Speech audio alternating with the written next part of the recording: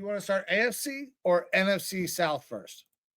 Uh, let's just go with the NFC. I think that we might be relatively similar on this one, at least as far as the standings are concerned. Maybe not with the records. Um, for those of you who haven't watched, we've already taken care of the East divisions and the West divisions. Uh, Mike is very bullish, and there's not a lot of middle teams, not a lot of Not a middling lot of teams. middle. You got a lot of guys at the bottom end and a lot at the top end. I did the same thing last year, and it actually worked out pretty well. Yeah, last year was a year where we had a lot of teams like way outperform expectations, and a lot of teams do real shitty. Yeah, so I kind of landed on the same model this year because I think there's still a lot of shitty teams in the NFL. Yeah, and I'm hoping for some parity. We still got bad teams, but so NFC South, fourth place team. Who do you got? I have the Saints finishing in fourth place. I think they're going to be pretty terrible, but they're going to win some games because they're playing in a terrible division. I got them finishing at 4-13, 2-4 inside their division. They'll split with the Panthers and they'll split with the Falcons. I just don't see this working out. This is a placeholder coach. I don't like the rookie quarterback they got bringing in there, and there's going to be a ton of pressure for him to compete and go and try to win a starting job. A guy that I didn't even have pegged as a second, third round pick. He was way down in the fourth, fifth round for me. I'm happy to hear that you're pegging guys. Wouldn't I just use my dick for that? Wouldn't I just be fucking dudes? That's pegging. Okay, never mind. Anyways, but I think they're going to be terrible, man. Shough is not going to get it done. 4-13. All right. Well, I also have the Saints in fourth place in the NFC South. I have them even worse. I have them 3-14. Their only wins in the year is at Seattle, against New England at home, and Atlanta at home. 3-14, terrible year. Look, Shough, you can say what you want about him. I think that at best he is just that kind of journeyman backup style quarterback who's already going to kind of age himself out of long-term contracts or anything like that. Maybe he's able to do something, but I think that the coaching situation there with Kellen Moore, the bad roster, no real answer at quarterback between Rattler and Shough, an aging team as far as some of your role players like Alvin Kamara. It's a recipe for disaster there. They're going to try to work themselves out of that cap situation, and we'll see what goes forward with Derek Carr in the future, but probably not going to affect this year. Yeah, there's going to be a pretty rough team. The whole beginning of the year last year with Clint Kubiak making some crazy things happen on offense. I think that's people were not expecting them to have as much fight. But again, new coaching staff here, an aging team with not a whole lot of bright spots. I do like how they've started to attempt to rebuild that offensive line, which is a good foundational thing to try to put together an offense and help a young quarterback, whether it's Rattler or Shough. But it's not going to be enough because, again, you don't have the role players that are going to be able to uplift this team at this point. Yeah, I absolutely agree, man. All right, moving on to team number 3. Who you got, brother? I have tied, but in third place in this spot, Carolina Panthers. Oh, okay. 7-10. They get 3 divisional wins, and spoiler alert, Falcons are my number 2 team, also at 7-10, also with 3 divisional wins. However, the Falcons are able to edge out the Panthers and get that second spot with a head-to-head win. Panthers 7-10. Look, the book is not written on Bryce Young. We saw some good things last year. I like some of the things that they did in the draft. But this is still a team that has aging guys and Adam Thielen and stuff like that, guys who are unproven but showed a little bit of promise in Bryce Young. But this is the make or break year. Find out whether or not Bryce Young is your guy or whether or not you are going to have another bad season and be picking at the top of the draft trying to find your new quarterback. I think that the Panthers got some fight in them. I think that they can lean on what they did last year and get more wins than they did, but they're still going to end up with a losing record, 7-10. a decent little bit of fight out of them, but still not a super competitive team. All right. So my third team, I have the Falcons at 5-12, 2-4 in the division. I just don't think that they haven't figured out a quarterback. The fact that Kirk Cousins is still there is interesting. They could have easily moved him. Are they not certain in Penix? Or I don't know what they're waiting for. So it feels like the fact that they haven't made a decision means they're not sure what to do either. They don't know what's going on yet, and that doesn't bode well for a team that needs to find a way to utilize some of these really explosive young weapons that they have, and they just have not unlocked that closet yet. So I got them 5-12, 2-4 in the division. Yeah, that's so Falcons are my second place team, and I'll just kind of lead off with that. That Penix, I do like. I think that he's gonna do some good things this year. We saw some good stuff from him at the end of the season last year. However, he didn't get that full rookie year of starting time, those actual game reps to really build off of like all the other rookie quarterbacks.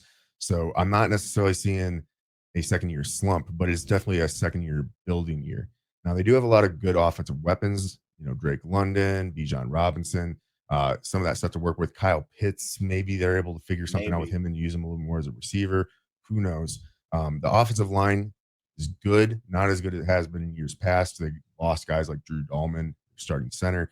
But I think that the offense has some teeth to it for sure. The question mark for me still revolves around the defense and the complete and utter lack of a pass rush. They went out there, they made some moves to get guys to be pass rushers this year in the draft, but it's a super high expectation to expect those guys to come in, being that they didn't really do anything in free agency.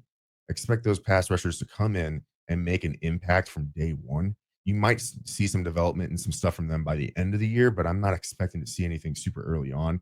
And that is going to hold them back from really competing for this division.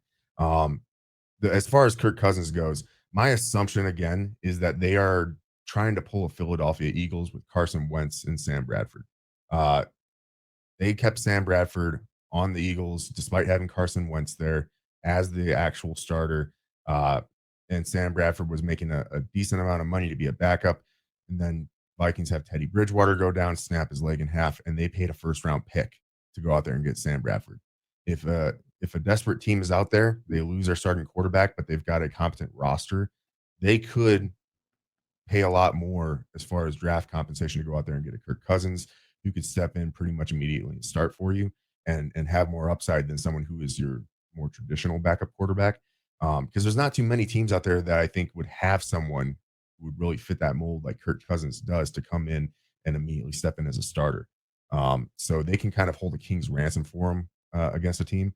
Whereas earlier in free agency, you did have multiple teams that were looking for quarterbacks, but no one is like, I really want Kirk Cousins, especially after the performance that we saw last year.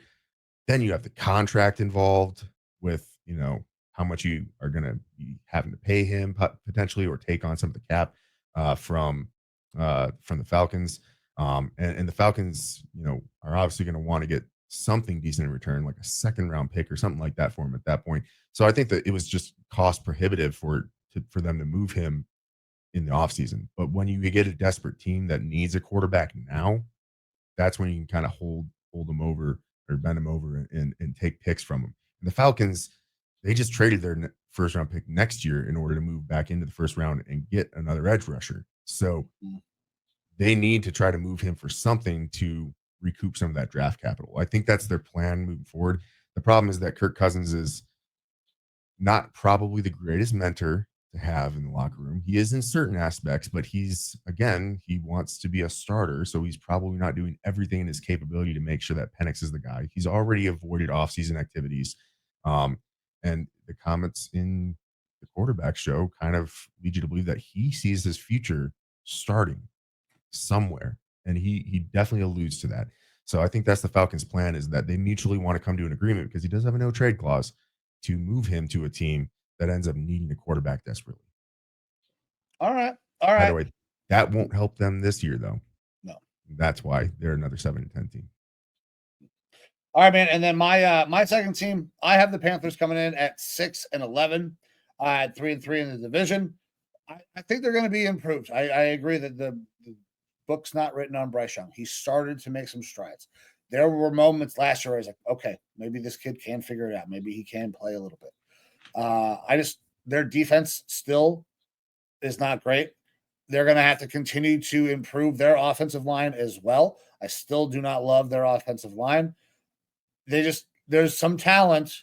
There's just not enough talent to really make a big push. But this is a weak ass division. So they can maybe get an extra game or two. You said you had them 7-10, right? Yes. I can see them maybe getting all the up to 8 is their max, in my opinion. If things go really, really right. They're still a few years away, talent-wise, and having enough to compete. As long as Bryce continues to still make those steps forward. Yeah, that's the highlight of that team is going to be the offense, which is really weird to say for an offense led by Bryce Young. Considering that how inept they looked at times. Yeah, we've been so predispositioned to thinking that Bryce Young is just not good because he hasn't been good except for those small spurts last year. And even then, it was not that he was necessarily good. It's just that he was way closer to an average NFL quarterback than he ever had been previously in his career. But they're trying to set him up for success. I mean, they brought back Chuba Hubbard. Obviously, Jonathan Brooks, that situation didn't work out. But they go out there and get Trevor Etienne to kind of try to round out that backfield. I know you don't like their offensive line, but they had made some huge financial moves in order to bring in guys who are at least league average or above average. So they've done some upgrades there, and then they go out with their first pick and get Ted McMillan to pair along with their other wide receivers. So they've got options there on offense, whereas the defense, you are taking some chances on guys like Nick Scorton and Princely Umamielen in the draft this year. Same sort of thing with the Falcons. I can't expect those guys to make immediate impacts, but they are upgrades kind of from what they previously had. It just feels like a ship without a captain there on defense. Who knows what their identity is really going to be, because that defense was absolutely terrible last year. So it's kind of like the Patriots situation. You can just, any sort of addition is an addition. Like, it is better for the team. So yeah, the Panthers, a little bit more competitive, a little bit uptick in the win-loss record for me as well, but not super competitive at this time. Yeah. All right, man. So then that takes us to our last team in the division. My number 3 seed in the NFC, I have the Buccaneers finishing at 12-5, 5-1 in the division. I also have the Bucs at 12-5. However, they're the 2 seed. Oh, wow. You got them all the way up to the 2 seed. Okay. Got them up to the 2 seed, barely edging out the Rams, who also are 12-5 from our episode where we went over the NFC West. Look, Buccaneers, obviously this Tristan Wirfs news is concerning. Yeah. However, you have a guy in Baker who can be more mobile and has played behind offensive lines there with the Bucs in the past that have had some leaky parts. I like a lot of what this offense has. Look, Bucky Irving, I'm a big fan of Bucky Irving. I believe he's taken over that number 1 running back role there for him. Who knows if Godwin's really going to contribute, but they've got good players. Obviously Mike Evans, super, super steady, super reliable. Yards. You're getting some stuff from McMillan at receiver, who was a rookie last year, probably going to take a step and move more into Godwin's role. Their tight end, who I can't remember his name right now, but I know that he was fantastic for me down the stretch in fantasy. Right? Cade Otton. That is Cade Otton. Yeah, he looks to be like a pretty solid receiving tight end as well. That offense has some good pieces, and then the defense. Look, Todd Bowles always puts together a scrappy defense. They've got some really interesting defenders, especially in the backfield when they're able to stay healthy, including Antoine Winfield. So I look, this Bucs team, I think that they have an easy path as far as who they play in their division. They easily, and I'm not sure if I had them sweeping their division, but they easily could sweep their division. I think you said you had them 5-1. 5-1 in their division. Yeah. So like I absolutely can see 5-1, 6-0 in their division.